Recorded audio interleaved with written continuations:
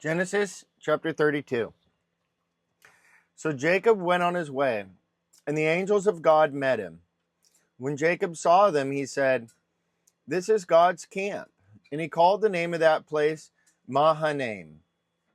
Then Jacob sent messengers before him to Esau his brother in the land of Seir, the country of Edom. And he commanded them, saying, "Speak thus to my lord Esau. Thus your servant Jacob says, I have dwelt with Laban and stayed there until now. I have oxen, donkeys, flocks, and male and female servants. And I have sent to tell my lord that I may find favor in your sight." Then the messengers returned to Jacob, saying, "We came to your brother Esau, and he also is coming to meet you. 400 men are with him." So Jacob was greatly afraid and distressed, and he divided the people that were with him, and the flocks and herds and camels, into 2 companies. And he said, "If Esau comes to the one company and attacks it, then the other company which is left will escape." Then Jacob said, "O God of my father Abraham and God of my father Isaac, the Lord who said to me, 'Return to your country and to your family, and I will deal well with you.' I am not worthy of the least of all the mercies and of all the truth which you have shown your servant. For I crossed over this Jordan with my staff, and now I have become 2 companies.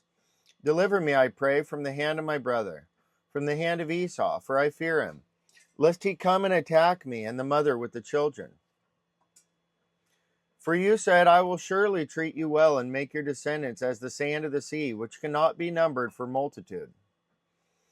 So he lodged there that same night, and took what came to his hand as a present for Esau his brother, 200 female goats and 20 male goats, 200 ewes and 20 rams, 30 milk camels with their colts, 40 cows and 10 bulls, 20 female donkeys and 10 foals.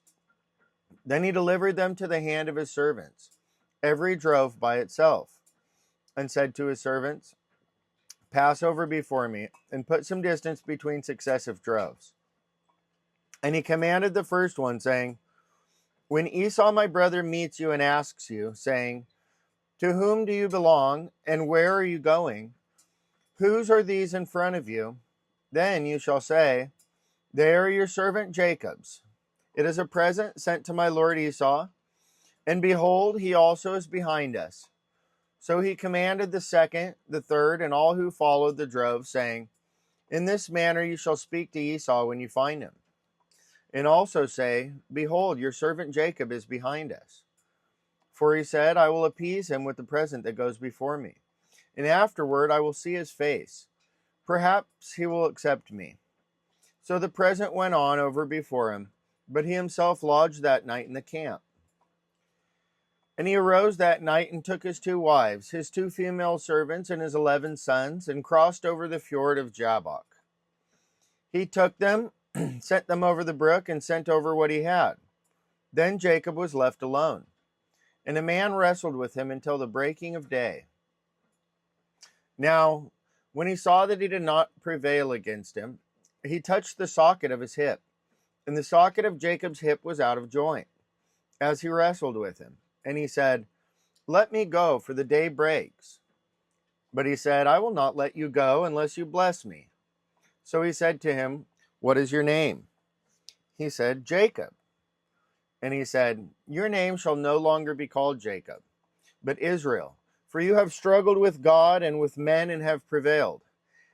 Then Jacob asked, saying, "Tell me your name, I pray." And he said, "Why is it that you ask about my name?" And he blessed him there. So Jacob called the name of the place Peniel, for I have seen God face to face, and my life is preserved.